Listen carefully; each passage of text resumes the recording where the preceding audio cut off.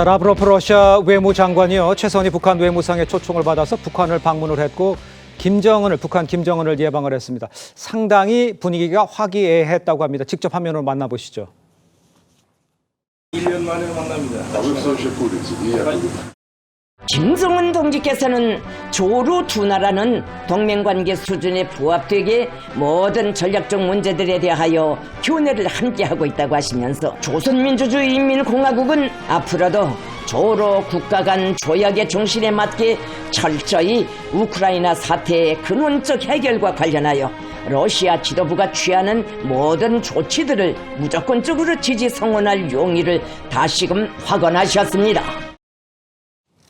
자, 먼저 아산정책연구원 양욱 위원 나오셨습니다. 안녕하세요. 네, 안녕하십니까. 안녕하세요. 자, 지금 화면으로 만나보셨습니다만 라브로프 장관 김정은에게 푸틴 대통령이 모든 합의를 이행할 의지를 확인을 했다. 밀착 관계를 과시하는 글쎄요 대내외적으로 과시를 하고 있는데 어떤 이유라고 보면 될까요? 자, 일단 러시아가 북한에게 제일 필요한 게 뭘까 생각하면은요. 네. 자, 역시 우크라이나 전쟁에 대한 지원입니다. 그런 맥락에서 본다면은 특히 러시아가 북한을 어찌 보면 필요 이상으로 굉장히 높은 그 위치에 세워주고 예. 면을 세워주고 움직이고 하는 것은 예. 그만큼 북한에게 바라는 것이 훨씬 더 많다라는 것이고요. 특히 우크라이나 전쟁과 관련해서 봤을 때 지금 이제 7월 정도지 않습니까? 사실은 이 시기가 러시아로서도 예. 다시 한번 하계 공세를 통해서 한번 반격을 가해볼 수도 있는 그런 시기라고 할 수 있습니다. 네. 그렇다고 한다면 지금 러시아는 북한에게 굉장히 많은 뭐 병력 지원부터 시작해서 뭐 탄약 문제부터 시작해서 여러 가지 것들을 북한에게 굉장히 좀 바라는 것이 있다.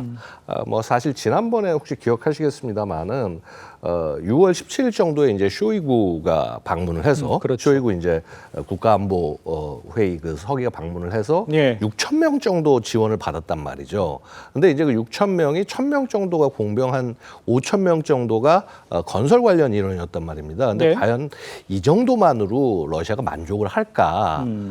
추가적인 그런 어떤 병력 파병 이런 부분들도 분명히 논의가 됐을 수 있다. 그리고 또 반면에 북한은 더 많은 것을 대가로 받아내려고 했을 가능성이 높다라고 보여지죠. 알겠습니다. 그럼 전체적으로 봤을 때는 그 밀착이 더욱 깊어지는 상황이 될 것이다라고 예상을 해주시는 것 같은데 지금 뭐 그 푸틴과 만날 것도 뭐 예상이 되고 있는 상황이고 그렇게 되면 트럼프 대통령은 굉장히 불편할 것 같고 어떻게 전망을 하세요? 정상회담 같은 경우에. 사실 뭐 미국 입장에서는 우크라이나 전쟁을 빨리 끝내는 것, 특히 그렇습니다. 트럼프가 이제 계속 장담을 해왔는데 예.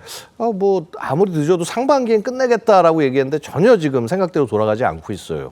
거기에다가 이 북한이 또 다시 러시아를 지원해서 어떤 그 대대적인 공세가 이어진다면 이제는 뭐 전쟁 종결이 올해 내에도 불가능한 상황이 될 수도 있는 거죠. 예. 미국 입장에서는 뭐 도저히 받아들이기 힘든 상황일 것이고요. 네. 자, 그래서 우크라이나에 그렇게 지원을 꺼려하고 그다음에 심지어 젤렌스키를 코앞에서 면박을 주기까지 했던 트럼프가 다시 이제 무기 제공을 지금 준비를 하고 있고 그런 상황까지 이르는 것이죠. 알겠습니다.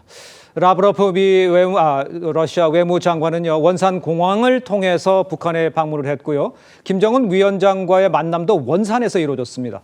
라브로프 외무장관은 원산 갈마 해안관광지구 리조트를 적극 지원하는 방안을 약속을 했다고 합니다. 함께 들어보시죠. Уверен, что российские туристы будут стремиться сюда все больше и больше, и мы этому будем всячески способствовать, создавать для этого условия, включая авиасообщение. 이게 이제 북한은 이 해외 관광객 100만 명 이상 유치를 목표로 하고 있다고 합니다. 말은 그렇게 하는데 현재 상황이 그 지역의 상황은 어떻다고 보시면 됩니까? 저렇게 관광객이 많이 갈 수 있는 상황이에요? 뭐 일단은 공항을 굉장히 2010년도 초반부터 김정은 집권하자마자 이제 바꾸기 시작을 했고요. 예. 아마 뭐 2019년 정도에 어느 정도 모양새가 갖춰졌다고는 얘기합니다만은 네네.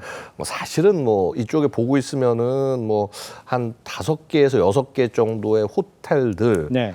그다음에 아무래도 이제 내국인용으로 보여지고 있는 여관들 같은 것들이 준비가 돼 있긴 합니다만은요.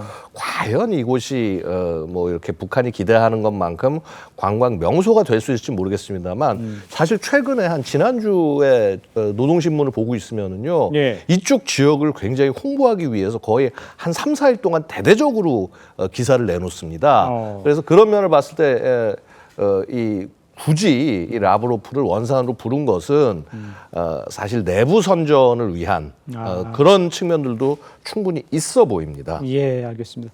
아까 우크라이나 관계에 대해서 좀 얘기를 해주셨는데 지금 나오는 거 보면 러시아가 쓰는 탄핵의 40%가 북한산이라고 지금 얘기를 하고 있는 상황이잖아요. 그렇다 보면 지금 이 우크라이나의 관계 전쟁과 관련해서는 북한은 더욱 깊숙이 관여하는 상황이다 이렇게 보면 되겠습니까? 깊숙이 관여하는 상황이긴 하지만은요. 네. 아마 북한 입장에서도 주의하는 측면은 있을 거라고 봅니다. 어떤 겁니까? 예를 들어서 이런 거죠. 지난번 전투를 계속했던 쿠르스크 지역 같은 경우는 예. 엄연하게 러시아 영토였고 그래서 소위 이제 그 북러 간의 신조약에 의해서 여기는 북한이 가도 전혀 부담이 없는 장소입니다. 예. 그런데 문제는 만약에 그 이외 지역, 예를 들어서 그 돈바스 지역이라든가 아니면 뭐 헤르손, 자포리자 이렇게 지금 소위 전투가 벌어지고 있는 이쪽 지역에 북한군을 과연 투입할 수 있을 것이냐. 아마도 러시아는 굉장히 그 부분을 정말 간절히 바라고 있을 것이고요. 네네. 북한 입장에서는 이 부분에 있어서는 굉장히 좀 주의를 하지 않을까 예상이 됩니다. 아마도 이런 부분들이 러시아가 조금 더 북한에게 기대는 모양새를 만들게 되는 것이 아닌가 생각이 됩니다. 알겠습니다.